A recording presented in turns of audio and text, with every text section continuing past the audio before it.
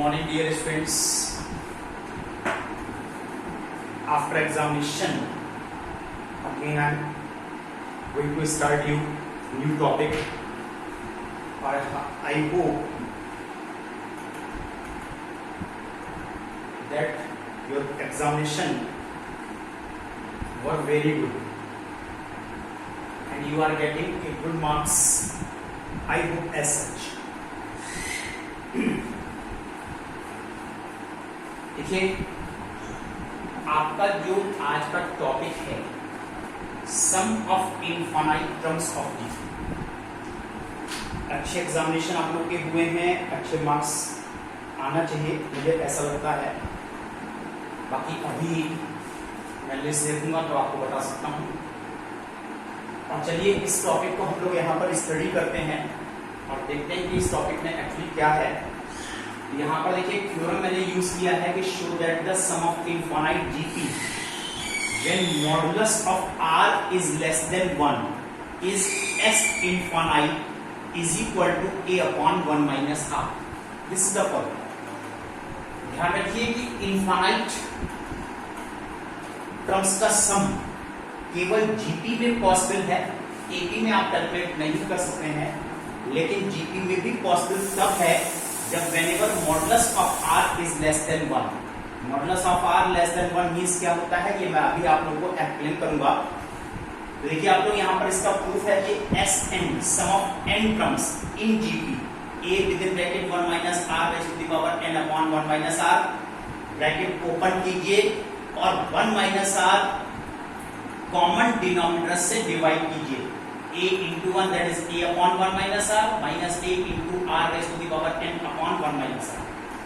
Since mod of r less than 1 or we can say minus 1 less than r less than 1. देखिए modulus of r less than 1 का meaning क्या है कि यहाँ पर r की वैल्यू मोर देन माइनस 1 और लेस देन 1 हो सकती है, तभी आप s इनफाइनाइट को कैलकुलेट कर सकते हैं। So when n increases, अगर यहाँ पर n की वैल्यू को इंक्रीज किया जाए और कहां तक इंक्रीज किया जाए इनफाइनाइट तक, then r raise to the power n decreases to 0, तो यहाँ पर r raise to the power n की वैल्यू डिक्रीज हो जाएगी क्योंकि यहाँ पर r की वैल्यू लेस देन 1 और मोर देन माइनस 1 है। जैसे हाफ 3/4 ऐसे वैल्यू आप यहाँ पर r की यूज कर सकते हैं। सोच के देखिए कि अगर यहाँ पर 1 अपॉन r की वैल्यू 1/2 है, अब पावर अगर आप रेगुलर इंक्रीज करते जाएंगे 1 2 3 4 तो उसकी वैल्यू डिक्रीज होती चली जाएंगी, डिक्रीजेस टू 0 और 0 तक डिक्रीज हो जाती है। Thus when n tends to infinite then r raised to the power n tends to 0. Therefore limit n tends to infinite a into r raised to the power n, अगर इतनी value tends to 0 है, ये value देखिए यहाँ पर 0 में convert हो जाती है। इस वैल्यू को हमने यहाँ पर यूज कर लिया है और जब यूज कर लिया है तो s n in place of n infinite हो गया, s infinite a upon 1 minus r minus 0, then this is a upon 1 minus r. Now this is the formula to find the sum of n terms in G. Dear students, अब आपके दिमाग में एक question ये arise होता है कि suppose कर लीजिए r की वैल्यू एग्जैक्टली 1 है और मोर देन 1 है, पॉसिबल है, हो सकती है, तो यहाँ पर s इनफाइनाइट क्या होना चाहिए। तो देखिए मैंने इसके लिए नोट लिखा है कि if r is more than equal to 1 then s infinite is equal to 0, तो वहां पर s इनफाइनाइट की वैल्यू 0 हो जाती है, right. s infinite is equal to infinite हो जाती है। अगर r की वैल्यू 1 है, मोर देन 1 है, तो उसके इनफाइनाइट टर्म्स का सम एज इट इज इनफाइनाइट ही रहेगा, इसमें कोई भी डिफरेंस नहीं है। चलिए आइए अब हम इस टॉपिक पर आपको क्वेश्चन एग्जांपल डिस्कस करते हैं। This is very easy topic, किस तरह से आप इनके क्वेश्चंस को कैलकुलेट करते हैं। Now see 2 problems on this topic. और अभी आपके पास होमवर्क में एक्सरसाइज 7 आई है जो आप लोगों को कंप्लीट करनी है, exercise 7। Now see this question, -5/4 +5/16 -5/64 plus and so on to infinite. इसके इनफाइनाइट टर्म्स का सम कैलकुलेट कीजिए। तो देखिए आप लोग S infinite that is a/1 minus r। अब यहाँ पर a की वैल्यू -5/4 है and this is the common ratio 5/16 divided by -5/4 then 5/16 into 4/-5 this is 4 जा 16 -1/4। बस इतनी वैल्यू डायरेक्ट आपको इसमें यूज करनी है। 1 माइनस -1/4 this -5/4 and 4 1 जा 4 that is 5/4 is 4/5 सभी कैंसिल है यू विल गेट -1। यहाँ देखिए s इनफाइनाइट की वैल्यू यहाँ पर -1 आ रही है।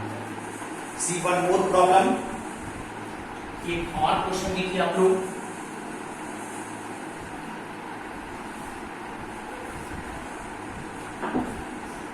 दिस इज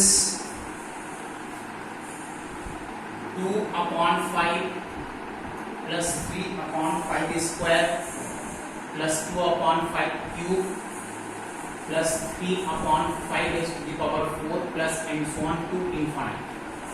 इसके इनफाइनाइट टर्म्स का सम कैलकुलेट कीजिए। डियर स्टूडेंट्स, अभी अगर आप इसको ऑब्जर्व कर रहे हो तो completely it is neither GP nor AP. अगर आप फुल सीरीज को देख रहे हो तो ये जीपी नहीं है। जीपी नहीं है तो अब क्या करते हैं 2/5 लाइक न्यूमरेटर के टर्म्स, इन टर्म्स को देखिए हमने सेपरेट कर दिया और and so on to infinite plus 3/5 square plus 3/5 plus and so on infinite, इसको हमने अलग कर दिया। आपके साथ पूरी सीरीज में इनफाइनाइट टर्म्स थे, जब आपने सेपरेट किया तो इसमें भी इनफाइनाइट टर्म्स आ रहे हैं, यहाँ भी इनफाइनाइट टर्म्स आ रहे हैं। ये कैसे पॉसिबल है? देखिए infinite, what is infinite? Infinite is a very vast number जिसको आप केवल इमेजिन कर सकते हैं लेकिन आप उसको कैलकुलेट नहीं कर सकते। तो यहाँ पर देखिए इनफाइनाइट वेरी वास्ट, बहुत बड़ा नंबर है। तो अगर आप इसको सेपरेट कर देते हो, still in both of the series there will be infinite number of terms. तो आइए अब हम यहाँ पर एस इनफाइनाइट निकाल सकते हैं। Now it is clearly GP. अगर जीपी है तो उसका फॉर्मूला हो गया आपके पास a/1 minus r, this is also a/1 minus r।